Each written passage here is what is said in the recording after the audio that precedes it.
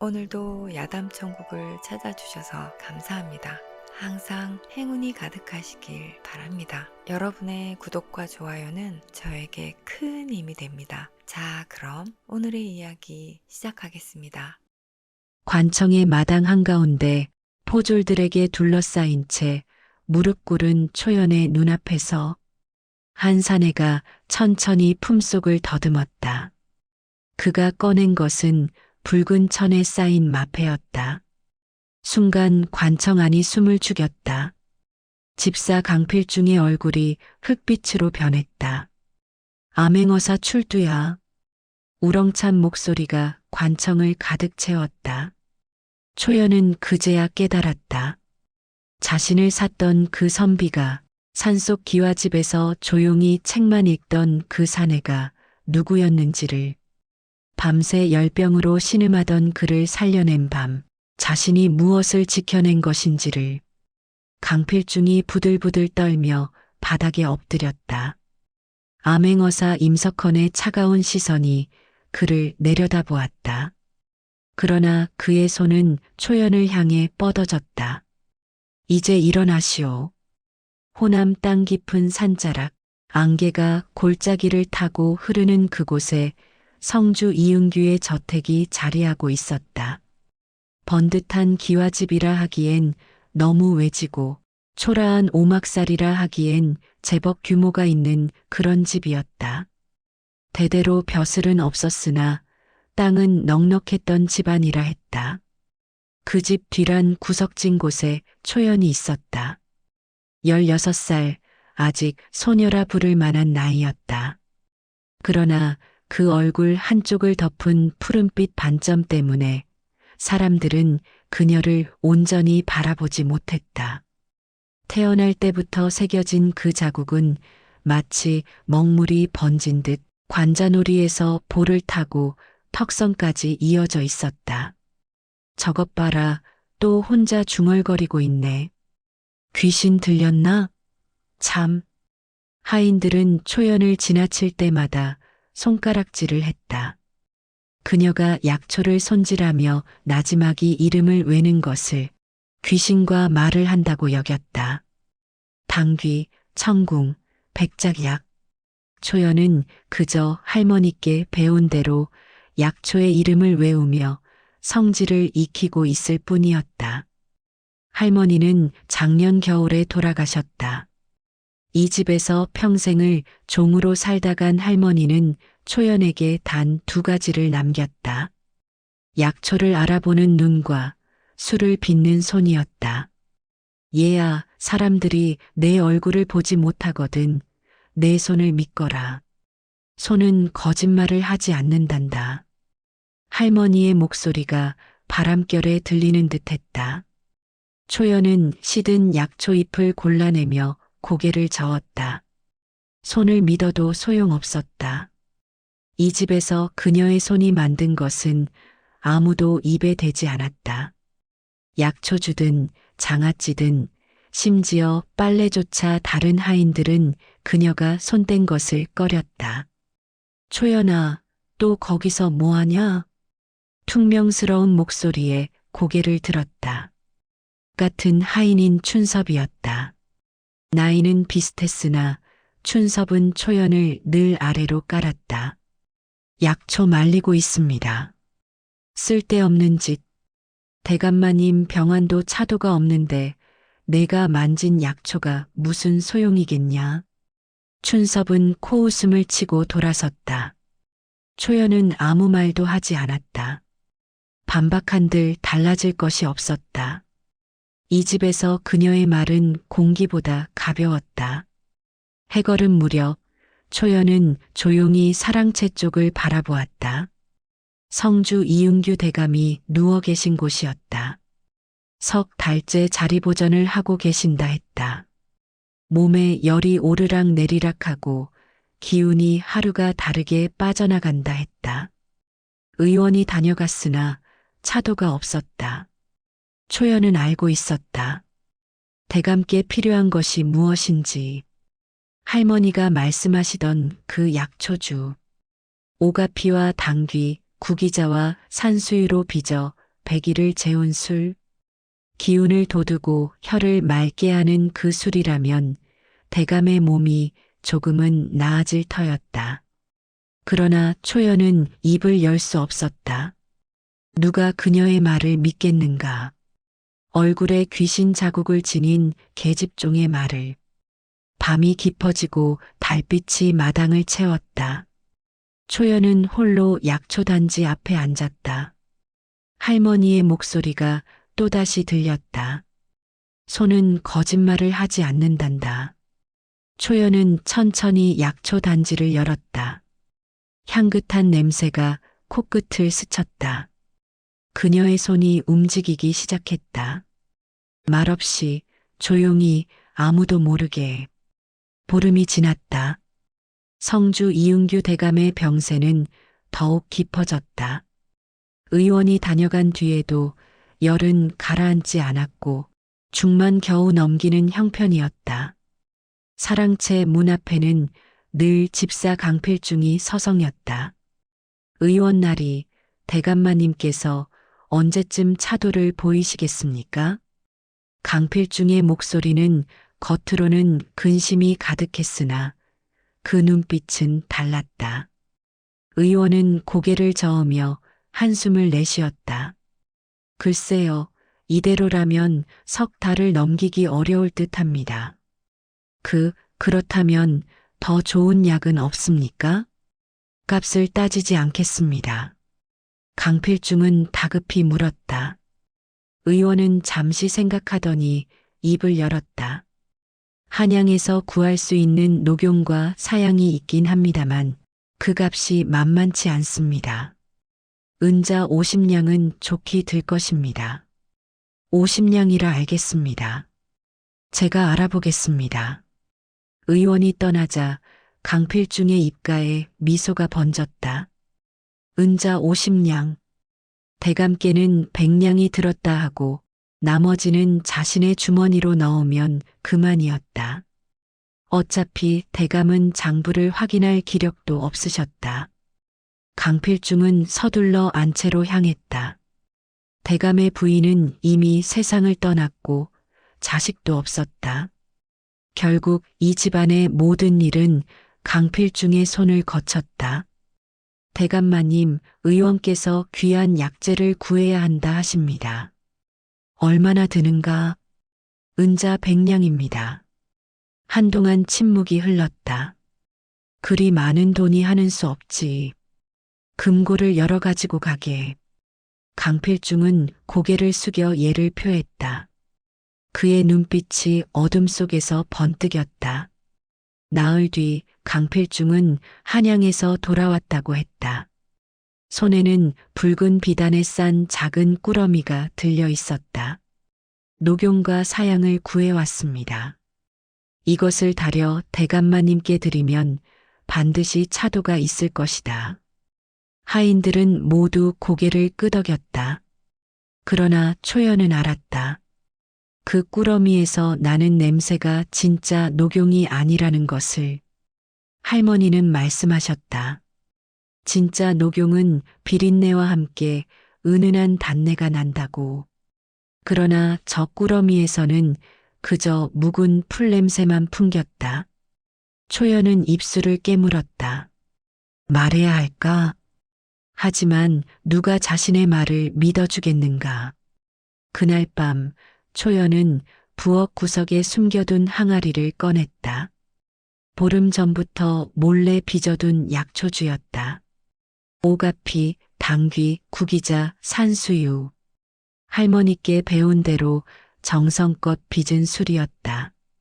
아직 100일이 차지 않았으나 이대로 두면 대감은 돌아가실 터였다.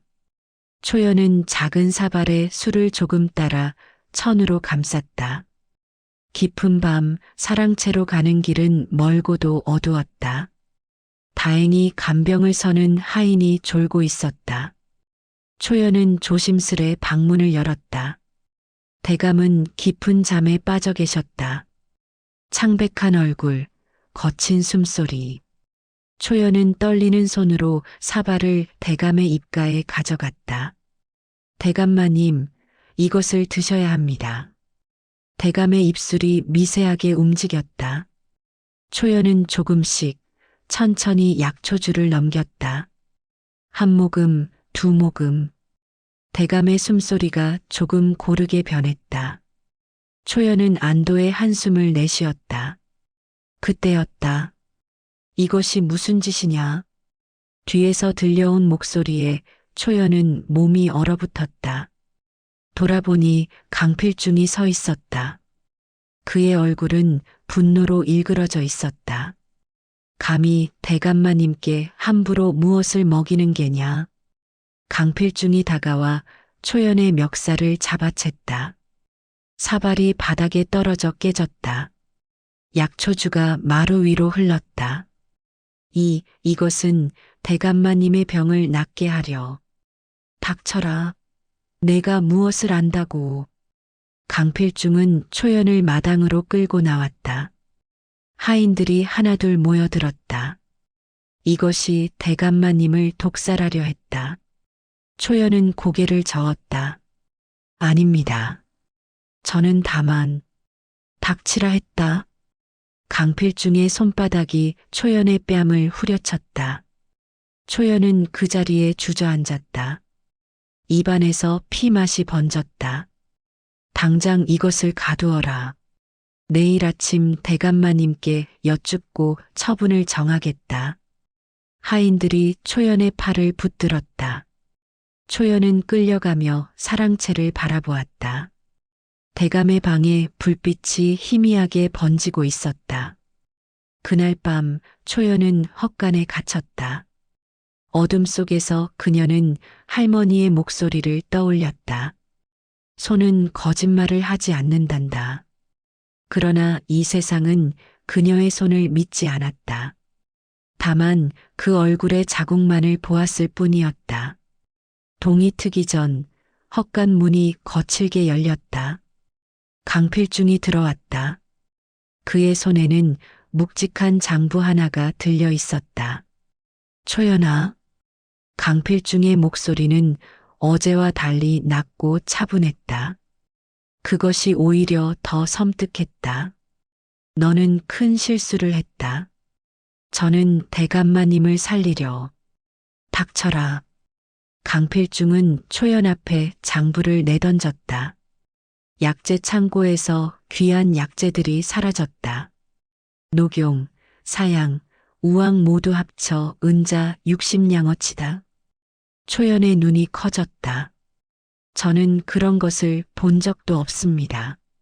증거가 있다. 약재 창고 열쇠가 내 방에서 발견되었다. 그럴 리가. 초연은 고개를 저었다. 자신은 약재 창고에 들어갈 수조차 없었다.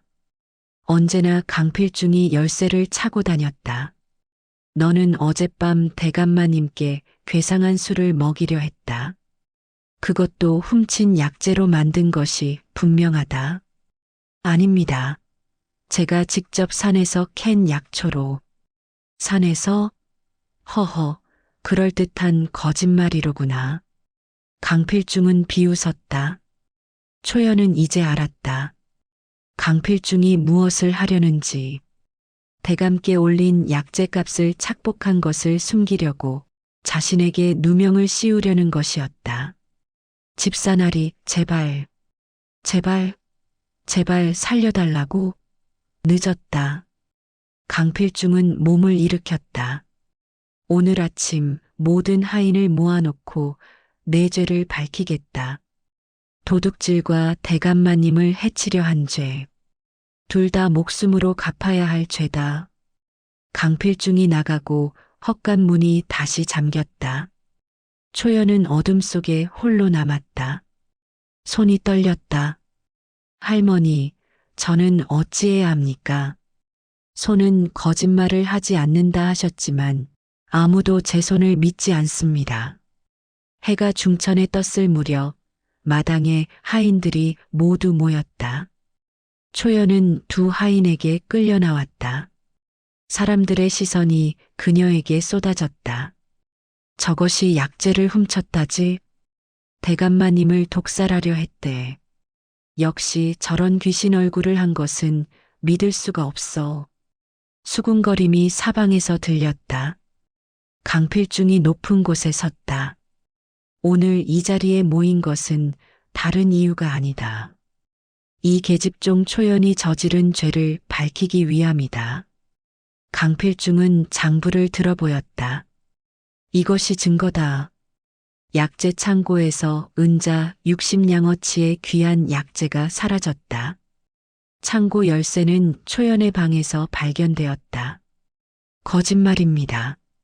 초연이 소리쳤다. 저는 창고에 들어간 적이 없습니다. 입 닥쳐라. 강필중이 호통을 쳤다. 게다가 이것은 어젯밤 대감마님께 괴상한 술을 먹이려 했다. 훔친 약재로 독주를 만들어 대감마님을 해치려 한 것이다. 하인들이 술렁였다.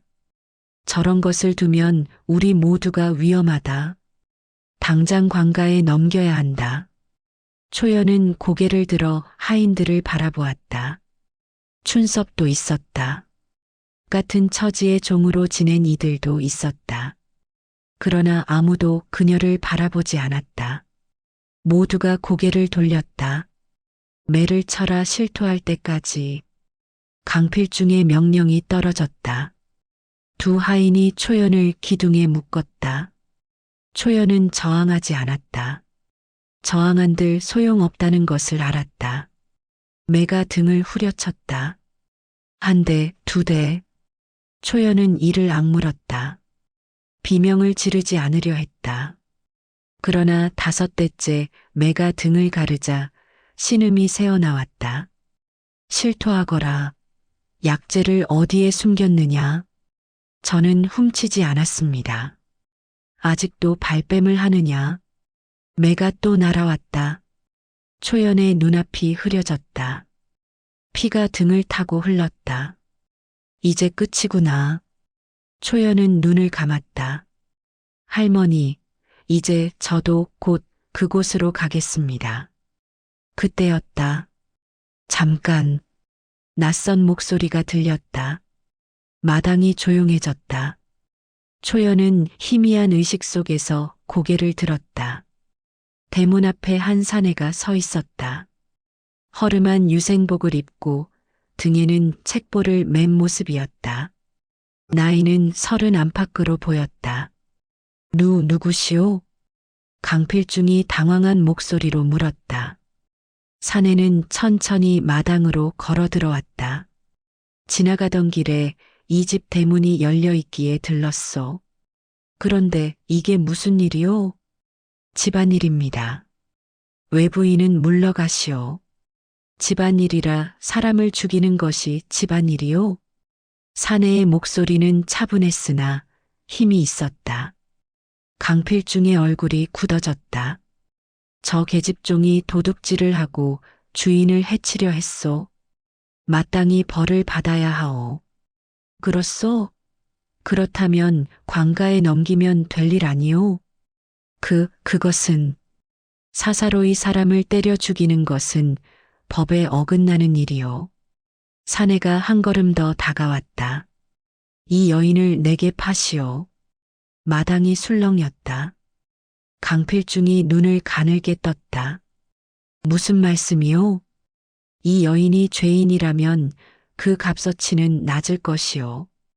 은자 열량이면 어떻소? 열량이라. 강필중의 눈빛이 흔들렸다. 도둑으로 몰린 종을 열량에 사겠다는 것은 나쁘지 않은 거래였다. 어차피 관가에 넘기면 한 푼도 못 받는 것이었다. 좋소. 데리고 가시오. 사내는 품에서 은자 열량을 꺼내 강필중에게 건넸다. 그리고 기둥에 묶인 초연에게 다가왔다. 밧줄을 풀며 나지막이 속삭였다. 일어날 수 있겠소? 초연은 고개를 들어 사내를 바라보았다. 그의 눈빛은 따뜻했다. 누구십니까? 그건 차차 말하겠소. 지금은 여기서 나가는 게 먼저요. 사내는 초연을 일으켜 세웠다. 초연의 몸이 비틀거렸으나 사내가 부축했다. 두 사람은 천천히 대문을 향해 걸었다. 하인들은 아무 말 없이 그들을 바라만 보았다. 대문을 나서는 순간 초연은 뒤를 돌아보았다.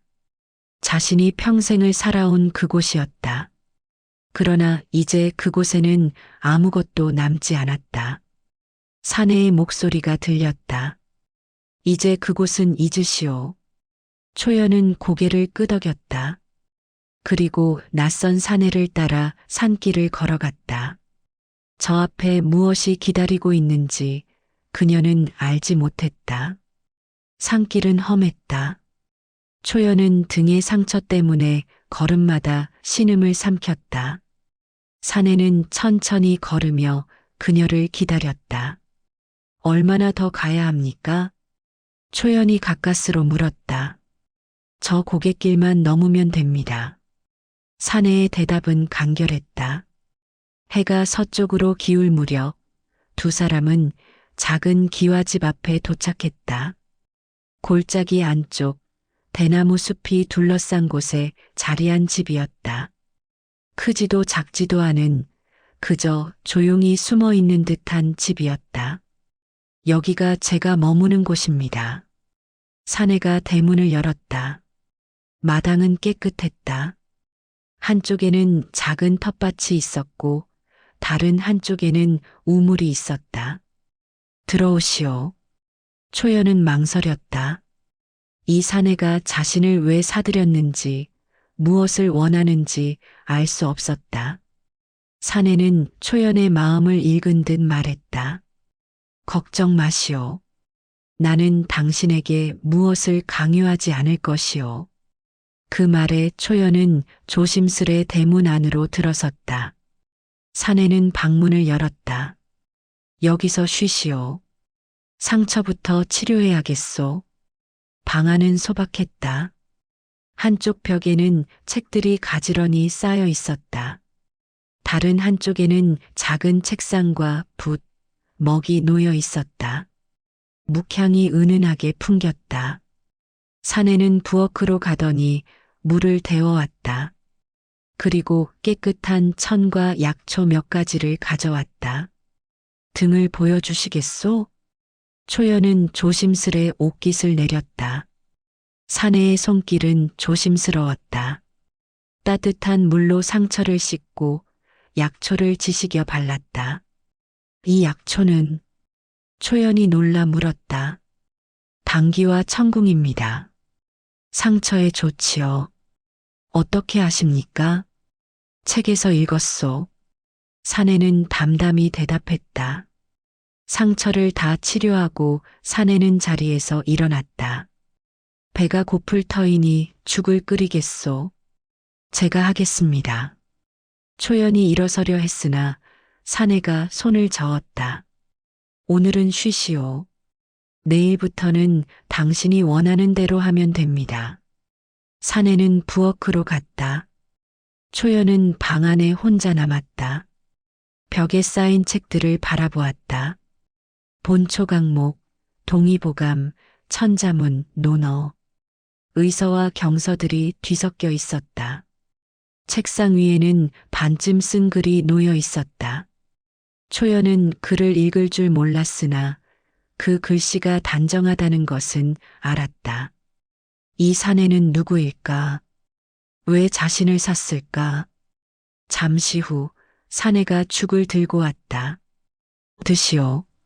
초연은 사발을 받아들었다. 따뜻한 죽이었다. 한 숟갈 떠서 입에 넣자 눈물이 났다. 왠지 할머니가 끓여주시던 맛이 났다. 괜찮소? 사내가 물었다. 초연은 고개를 끄덕이며 눈물을 닦았다. 감사합니다. 천천히 드시오. 사내는 자신의 죽을 들고 마당으로 나갔다. 홀로 죽을 먹으며 밤하늘을 바라보았다. 초연은 방 안에서 그 모습을 바라보았다. 이상한 사람이었다. 종을 샀으면서 부리지도 않고 밤하늘이나 바라보고 있었다. 밤이 깊어졌다. 사내는 사랑채로 들어갔다. 오늘은 푹 쉬시오. 이야기는 차차 하기로 합시다. 사내가 문을 닫고 들어갔다. 초연은 홀로 방에 누웠다. 등에 상처가 욱신거렸으나 이상하게 마음은 편했다. 이곳에는 손가락질하는 사람도 자신의 얼굴을 보고 피하는 사람도 없었다. 그저 조용한 밤과 풀벌레 소리만이 있을 뿐이었다. 나흘이 지났다. 사내는 여전히 초연에게 아무것도 시키지 않았다. 아침이면 일찍 일어나 책을 읽었고, 낮에는 마당을 거닐거나 글을 썼다. 저녁이면 간단히 밥을 지어 먹고 다시 책을 읽었다. 초연은 할 일이 없어 어색했다. 평생 일만 하며 살았기에 이렇게 아무것도 하지 않는 것이 오히려 불안했다. 저기, 초연이 사내에게 다가갔다. 무엇이오? 제가 무엇을 하면 되겠습니까? 사내는 책에서 고개를 들었다. 하고 싶은 일을 하시오. 하고 싶은 일이라. 초연은 난감했다. 평생 하고 싶은 일을 생각해 본 적이 없었다. 글을 배우고 싶다면 가르쳐 드리겠소. 약초를 캐고 싶다면 산에 가도 좋소. 아니면 그저 쉬어도 됩니다. 사내의 말은 진심이었다. 초연은 잠시 생각했다. 약초를 캐고 싶습니다. 그러시오. 사내는 다시 책으로 시선을 돌렸다. 초연은 광주리를 들고 산으로 갔다. 오랜만에 걷는 산길이었다. 할머니와 함께 다니던 그 길들이 떠올랐다. 당귀, 청궁, 작약, 구기자. 초연의 손은 기억하고 있었다. 저녁 무렵 초연은 광주리 가득 약초를 들고 돌아왔다. 마당에서 약초를 손질하는데 사내가 다가왔다. 많이 캤구려. 예, 이것들은 말려두면 좋습니다. 그렇게 하시오. 사내는 초연이 손질하는 모습을 잠시 바라보았다. 당신은 약초를 잘 아는구려. 할머니께 배웠습니다. 좋은 할머니셨나 보오. 초연은 고개를 끄덕였다. 사내는 더 묻지 않고 돌아갔다. 한 달이 흘렀다. 집안은 조금씩 변해갔다. 마당 한쪽에 약초를 말리는 자리가 생겼고 부엌에는 초연이 담근 장아찌 항아리가 놓였다. 사내는 여전히 책을 읽고 글을 쓰며 조용히 지냈다. 초연은 낮에는 약초를 캐고 저녁에는 밥을 지었다. 사내는 초연이 지은 밥을 먹으며 고개를 끄덕였다. 맛있소. 단 한마디였으나 초연은 그 말이 좋았다. 평생 처음 들어보는 칭찬이었다. 어느 날 저녁 사내가 물었다. 당신의 이름은 무엇이오? 초연입니다. 초연, 풀 이름 같소. 예, 할머니께서 지어주신 이름입니다. 좋은 이름이요. 사내는 잠시 망설이더니 입을 열었다. 나는 유연이라 하오. 유연. 초연은 그 이름을 마음속으로 되뇌었다. 앞으로도 잘 부탁하오. 유연의 말에 초연은 고개를 숙였다. 저야말로 감사합니다. 그날 밤 초연은 방 안에 누워 생각했다. 이곳에서의 시간은 이상했다. 아무도 자신의 얼굴을 흉보지 않았고 아무도 자신을 꺼려하지 않았다. 유연은 초연을 종으로 대하지 않았다. 그저 한 집에 사는 사람처럼 대했다. 마당에는 약초 향기가 가득했고 사랑채에서는 묵향이 풍겼다. 두 가지 향이 은은히 섞여 밤 공기를 채웠다. 초연은 처음으로 생각했다. 이곳에서 계속 살 수 있다면 그것도 나쁘지 않겠다고. 여름이 왔다. 장마가 시작되고 빗소리가 밤새 지붕을 두드렸다. 초연은 처마 끝을 타고 떨어지는 물줄기를 바라보며 앉아 있었다. 그때 방 안에서 신음소리가 들려왔다. 으윽. 초연은 황급히 유연의 방으로 달려갔다. 그는 이불을 뒤집어 쓴 채 몸을 떨고 있었다. 이마에 손을 대자 불덩이처럼 뜨거웠다. 열병이다. 초연은 서둘러 부엌으로 가서 약초 보관함을 열었다. 그 안에는 자신이 아끼던 백출과 질경이 그리고 산삼뿌리 하나가 들어 있었다. 그것은 그녀가 평생 모아둔 것이었다. 그녀는 망설이지 않았다. 약초를 다리고 산삼을 갈아 탕약에 섞었다. 밤새 그의 곁을 지키며 차가운 물수건으로 이마를 닦아주었다. 동이 트자 유연의 숨소리가 고르게 돌아왔다. 초연은 그제야 안도의 한숨을 내쉬었다. 그녀는 그의 얼굴을 가만히 내려다보았다. 이 사람은 왜 나를 샀을까? 왜 아무것도 시키지 않을까? 왜 나를 함부로 대하지 않을까? 유연은 눈을 떴다. 그의 눈빛이 초연을 향했다. 그대가 날 살렸구려. 초연은 고개를 숙였다. 당연한 일을 했을 뿐입니다. 유연은 천천히 몸을 일으켰다. 그는 창밖을 바라보며 나지막이 중얼거렸다. 역시 그대가 맞구려. 초연은 그 말의 뜻을 알지 못했다. 하지만 그날 이후 유연은 그녀를 대하는 태도가 조금 달라졌다. 더 조심스러워졌고 더 따뜻해졌다. 그리고 초연은 잊고 있었다. 자신이 어린 시절 산길에서 쓰러진 선비를 구해준 적이 있다는 것을, 그때 그 선비가 바로 유연이었다는 것을. 그들의 평온은 오래가지 않았다. 어느 날 아침 강필중이 관아에 고발장을 들고 나타났다. 그는 유연이 성주의 재산을 빼돌린 공범이며 도망친 도적 초연을 숨겨주고 있다고 거짓 고발을 한 것이다. 포졸들이 기와집을 에워쌌다. 초연은 겁에 질려 유연을 바라보았다.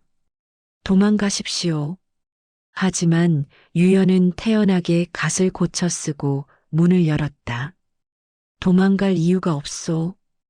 포졸들이 두 사람을 결박했다. 초연은 끌려가며 뒤를 돌아보았다. 그 작은 기와집에서 보낸 시간들이 꿈처럼 아득했다. 관아에 도착하자 강필중이 비웃는 얼굴로 서 있었다. 유현, 내가 아무리 속이려고 해도 소용없다. 넌 도적과 한패다. 사또가 위에서 나무랐다. 유현이라 했느냐? 어서 바른 대로 답하지 못하겠느냐? 유현은 천천히 고개를 들었다. 그의 눈빛이 차갑게 빛났다. 그는 품에서 무언가를 꺼냈다. 마패였다. 세 마리 말이 새겨진 마패였다. 그 마패를 본 순간 사또의 얼굴이 하얗게 질렸다. 나는 암행어사 임석헌이요. 관청이 조용해졌다. 강필중은 그 자리에서 주저앉았다. 임석헌은 차분한 목소리로 말을 이었다. 성주 이용달의 약제비를 착복하고 무고한 이를 도적으로 몰아죽이려 한 자가 바로 이 강필중이요. 증거는 이미 확보했소. 그는 품에서 서찰 몇 통을 꺼냈다. 강필중이 약제 상인과 주고받은 편지, 착복한 은자의 내역, 그리고 거짓 증언을 매수한 기록들이었다. 강필중은 바닥에 엎드려 빌었다. 살려주십시오. 제가 잘못했습니다. 임석헌은 그를 내려다보며 차갑게 말했다. 내가 무고하게 죽이려 한 이가 얼마나 많은지 아느냐. 내 죄는 용서받지 못할 것이다. 포졸들이 강필중을 끌고 나갔다. 초연은 그 광경을 멍하니 바라보았다. 모든 것이 믿기지 않았다. 강필중은 절도와 무고죄로 옥에 갇혔다. 성주 이용달의 집안은 다시 정리되었고 착복당한 재산도 일부 돌아왔다. 임석헌은 초연의 노비 문서를 회수해 관하로 가져왔다. 그날 저녁 기와집으로 돌아온 초연은 방구석에 웅크리고 앉아 있었다. 임석헌이 문을 열고 들어왔다. 왜 그렇게 앉아 있소? 초연은 고개를 들지 못했다. 저는 이제 어디로 가야 합니까? 임석헌은 그녀 앞에 앉았다. 그리고 품에서 노비 문서를 꺼냈다. 이것을 보시오. 초연은 떨리는 손으로 그 종이를 받아들었다. 그 위에는 자신의 이름이 적혀 있었다. 임석헌은 촛불을 가져와 그 문서에 불을 붙였다. 종이는 천천히 타올랐고 재가 되어 흩어졌다. 이제 그대는 자유요. 초연의 눈에서 눈물이 흘러내렸다. 임석헌은 다시 말을 이었다. 이 기와집과 산비탈의 약초밭은 그대 이름으로 해두었소. 앞으로 이곳에서 그대 삶을 사시오. 초연은 고개를 저었다. 저 같은 사람이 어찌 그럴 수 있겠습니까? 그대가 아니면 누가 그러겠소?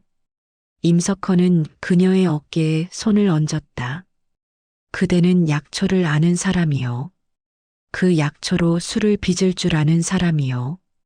그리고 나를 구해준 생명의 은인이요. 그것만으로 충분하다. 초연은 고개를 들어 임석현의 얼굴을 마주 보았다. 푸른 반점이 있는 그 얼굴로 그녀는 당당하게 임석헌을 바라보았다. 감사합니다. 임석헌은 희미하게 웃었다. 감사는 그대는 나를 2번이나 살렸는데. 초연은 그제야 깨달았다.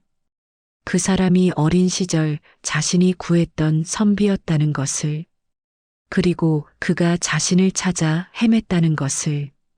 다시 봄이 왔다. 기와집 마당의 감나무에 새순이 돋았고 산비탈의 약초밭에는 어린 싹들이 고개를 내밀었다. 초연은 더 이상 얼굴을 가리지 않았다. 그녀는 당당히 마을 사람들과 약초를 거래했고 필요한 이들에게 약차를 내어주었다. 어느 날 임석헌이 다시 기와집을 찾아왔다. 그는 잠시 이곳에 머물렀다. 초연은 그를 위해 약차를 끓였고 그는 작은 서재에 앉아 책을 읽었다. 두 사람은 많은 말을 나누지 않았다. 하지만 그 침묵은 무겁지 않았다. 약초 향과 묵향이 섞인 그 공간에서 두 사람은 서로의 존재만으로 평온을 느꼈다. 해질녘 마당에 앉아 노을을 바라보던 초연이 나지막이 말했다. 저는 이제 두렵지 않습니다. 임석헌이 물었다. 무엇이 말이오? 살아가는 것이요. 예전에는 매일이 두려웠습니다. 하지만 이제는 내일이 기다려집니다. 임석헌은 고개를 끄덕였다. 그것이지요. 그대가 살아온 날들이 헛되지 않으려면. 초연은 자신의 손을 내려다보았다. 거친 손, 약초를 다루며 생긴 상처들. 하지만 그 손은 이제 누군가를 치유하는 손이었다. 그날 밤 산비탈 위의 작은 기와집에는 따뜻한 촛불이 켜졌다. 그 불빛은 멀리서도 보였다. 길 잃은 이들에게 방향을 알려주는 등불처럼. 세상에는 상처받은 이들이 많았다. 하지만 그 상처를 이겨내고 다시 일어서는 이들이 분명히 있다. 초연과 임석헌이 그러했듯이 그들의 이야기는 그렇게 조용히 이어